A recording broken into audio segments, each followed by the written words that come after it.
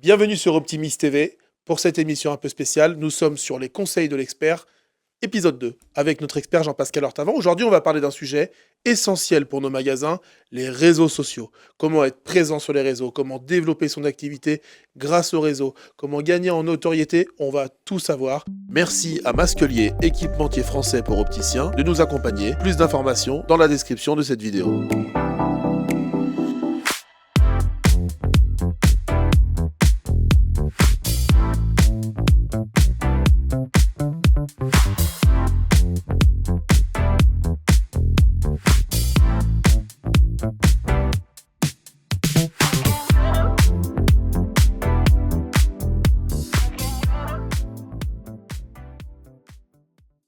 Je suis avec Jean-Pascal Hortavant, un expert du retail et principalement du métier d'opticien. Il a travaillé de nombreuses années dans des grandes enseignes pour accompagner des franchisés et il nous parle aujourd'hui de son expertise. Salut Jean-Pascal. Merci de m'accueillir, Maxime. Mais merci à toi parce que tu vas donner de ton expérience à des gens. Donc c'est à nous de te Écoute, remercier. On va parler de l'importance des réseaux sociaux aujourd'hui oui, pour les tout à fait. opticiens. Jean-Pascal, on entend souvent dire que les réseaux sociaux sont devenus incontournables pour les commerçants C'est vrai. en général et donc pour les opticiens. Ouais. Comment ont évolué les habitudes de consommation des clients? Pourquoi aujourd'hui il faut qu'un opticien soit présent sur ces plateformes? Les consommateurs, ils ont beaucoup évolué. Alors après, je sais pas jusqu'à où tu veux remonter le On va curseur. à la préhistoire, on va remonter à la préhistoire. Écoute, on peut J'ai remonter l'habitude la d'aller creuser dans les préhistoire. sujets dans cette émission. Alors, tu vois, préhistoire, je maîtrise un peu moi. Ouais. On va peut-être s'arrêter déjà sur une période qui a quand même marqué, enfin, il y a surtout quelque chose qui a marqué l'évolution des consommateurs. Ça remonte à peu près à une quinzaine d'années. C'est ça qui a changé en fait le mode Les de smartphones. consommer.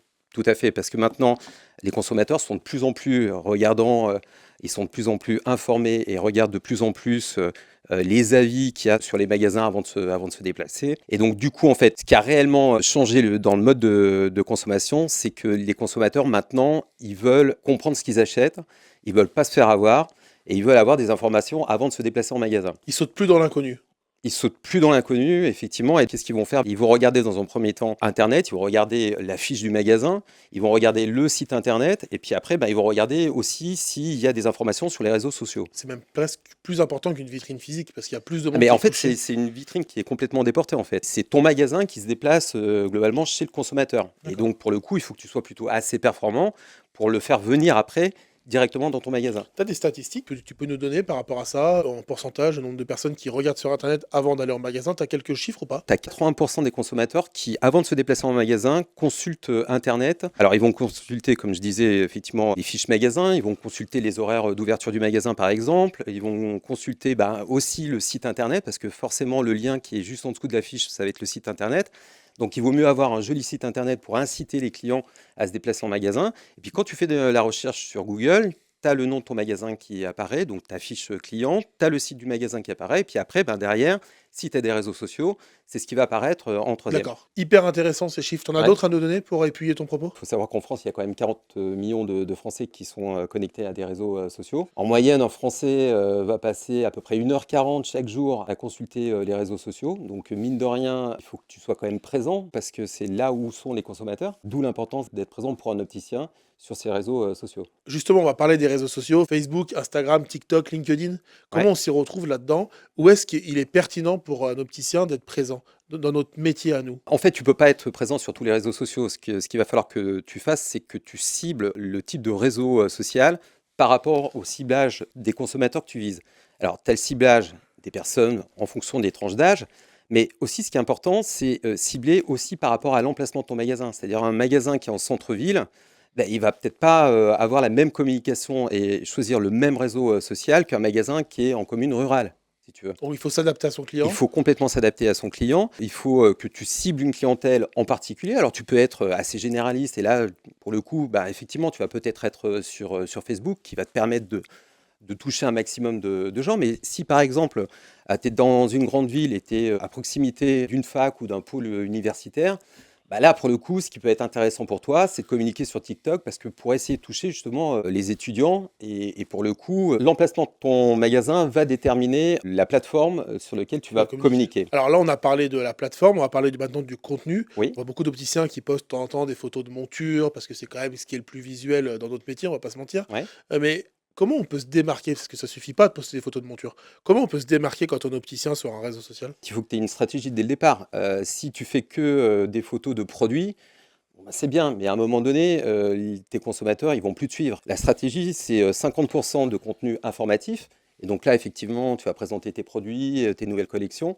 Tu vas aussi donner des conseils sur comment choisir ses lunettes, comment nettoyer ses lunettes, etc., etc. Donc ça, c'est globalement le contenu informatif. Donc quand tu fais un planning de communication, il faut que tu aies au moins 50% de contenu informatif. Après, il faut que tu aies 30% de contenu interactif. Et là, ça va être, par exemple, tu vas pouvoir poster des sondages, tu vas pouvoir, Vous préférez cette monture ou cette monture? par exemple, tu peux faire des petits quiz ou alors tu peux faire des jeux concours, D'accord. effectivement. Donc là, l'idée, c'est de faire intervenir ta communauté et faire parler ta communauté. Ça marche bien, ça. C'est plutôt pas mal parce que du coup, tu as un contact direct avec ta communauté. Et les 20%, là, ça peut être de la promotion. Donc, tu vas faire un D'accord. contenu promotionnel, c'est-à-dire tes offres commerciales. Si tu décides de faire une journée un peu spéciale, une soirée un peu spéciale, et ben, tu vas pouvoir communiquer dessus. Donc, 50%, on est sur L'informatif. l'information. 30%, on va être sur l'interactivité. Et 20% qui va être sur la promotion. Et c'est comme ça qu'on construit un plan de communication en Oui. respectant ces pourcentages-là, ce que tu Alors, conseilles. dans le contenu, c'est ça. Après, maintenant, il va falloir que tu varies aussi tes supports. Ce qui est pertinent dans les algorithmes des réseaux sociaux, c'est quand tu publies différents types de supports, soit de la vidéo, soit de la photo, Ouais, soit du texte, etc., etc. Donc, il va falloir que tu varies aussi le contenu et également les supports. gérer des réseaux sociaux, c'est pas juste poster quand on y pense une photo ou une vidéo, c'est avoir une vraie stratégie. Est-ce qu'il y a des erreurs à éviter absolument, quelles tu penses? Ça sert à rien de mettre une photo une fois tous les 6 mois sur ton Instagram ou ton Autant Facebook. rien faire, quoi. Non, à la limite, c'est même contre-productif. Contre-productif. Parce que ton client qui va regarder effectivement ton site internet, après il va regarder ce que tu as sur Instagram et que tu n'as qu'une seule photo d'un produit où la photo n'est pas belle, etc., etc., tu vas donner une mauvaise image à ton client, quoi. Très bien. Et là, je pense à toutes celles et ceux qui nous regardent et qui se disent: «Ah mais en fait, il a raison, mais moi, j'y arriverai jamais tout seul». Comment on peut se faire aider là-dessus, comment on peut se faire accompagner? Écoute, il y a une profession qui se développe de plus en plus, c'est les community managers. Eux, c'est vraiment leur rôle, justement, de planifier ton plan de communication en mettant aussi bien du contenu, comme je l'évoquais, 50, 30, 20, mais également faire soit des vidéos, soit des publis sur photo, du texte, etc., etc. Et c'est eux qui vont animer les pages et qui vont essayer, si tu as besoin de communiquer aussi sur Meta Ads ou Facebook Ads, etc., etc., c'est eux qui vont appuyer là où il faut, ils vont cibler véritablement le type de consommateur que tu vas vouloir rechercher. Si par exemple tu veux faire une publi uniquement sur les presse-bits, il va cibler que les clients qui ont plus de 45 ans sur ta zone de chalandise, etc., etc. D'accord. Tu accompagnes des gens, des opticiens au quotidien? Bien On peut sûr, en parler ouais. rapidement? Qu'est-ce que tu proposes? L'agence fait du community management. On peut aider effectivement les opticiens dans leur démarche de communication. Des Mais formations aussi? alors, on fait de la formation, effectivement, et d'ailleurs, on a lancé sur Optimist Formation une formation spécifique justement sur les réseaux sociaux, donc ça pourra approfondir ce qu'on évoque là aujourd'hui. Donc oui, l'agence fait de la communication aussi bien globale, parce que je pense que maintenant, il ne faut pas communiquer que sur les réseaux sociaux. Tu as un magasin, il faut que tu fasses quand même malgré tout de la communication locale, parce que si tu veux essayer de cibler tous les consommateurs qu'il y a sur ta zone, tous les consommateurs ne vont pas être sur soit Facebook, soit sur sûr. Instagram, soit C'est sur... une stratégie, quoi, c'est Voilà, vraiment c'est une ça, stratégie. complètement. Pour terminer, si tu devais donner 3 conseils que les opticiens pourront suivre tout de suite, dès qu'ils ont regardé cette émission, pour pouvoir déjà booster un petit peu, leur présence sur les réseaux sociaux, tu leur dirais quoi? Déjà, il faut avoir une véritable stratégie. Mais Déjà, il faut avoir un compte Instagram. alors, Il faut commencer Instagram, par avoir un compte, déjà. écoute, comme je te disais, en fait, si tu as un magasin qui est plutôt en commune rurale, là, pour le coup, les consommateurs qui sont sur ta zone de chalandise sont avant tout sur Facebook. Et donc là, pour le coup, il va falloir que tu animes un tout petit peu plus ta page Oui, oui. Facebook. Et Instagram va être moins Oui, pertinent pour c'est toi. vraiment par rapport à la cible. Voilà, c'est ça, Et c'est les ça. 3 conseils alors que tu pourrais Les 3 conseils, c'est déjà d'avoir une image, une identité visuelle qui permet de te démarquer aussi de tes concurrents. Et puis, je dirais que ça sert à rien de publier tous les jours. Il vaut mieux un contenu qui soit qualitatif que quantitatif.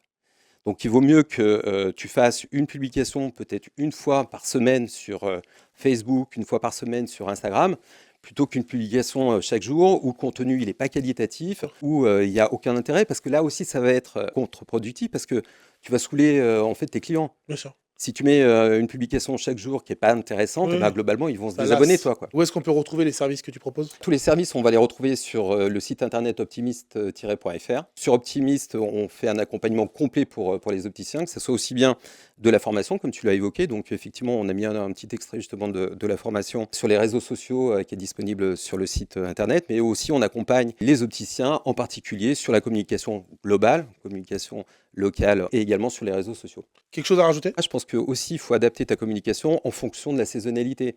C'est-à-dire que tu vas pas communiquer, par exemple, au plein mois d'octobre, sur du solaire. Il n'y a aucun intérêt.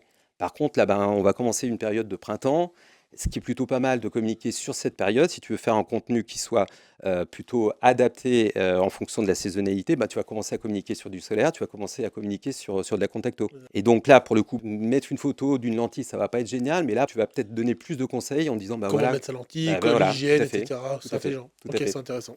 Voilà. Très bien. Est-ce que tu reviendras nous voir, nous donner quelques conseils sur d'autres Oui, sujets? bah écoute, si tu veux bien, Ah bah moi je veux bien, et puis surtout que c'est apprécié par celles et ceux qui nous regardent. tant mieux alors. Donc t'es le bienvenu et on te remercie pour ça en tout cas. Bah, je te remercie.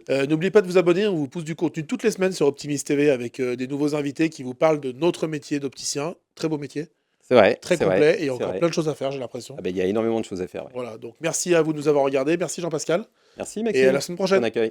Cette émission vous est proposée par Optimist 360, une solution unique pour opticiens et professionnels de l'optique. Avec 5 branches, améliorez votre communication, créez des événements uniques, formez-vous, obtenez des conseils et tenez-vous informés grâce à notre chaîne YouTube chaque semaine. Pour découvrir l'ensemble de nos services, rendez-vous sur opti-mist.fr. Avec Optimist 360, j'améliore ma visibilité, je forme mes équipes et je transforme mon magasin grâce à des services 100% sur mesure.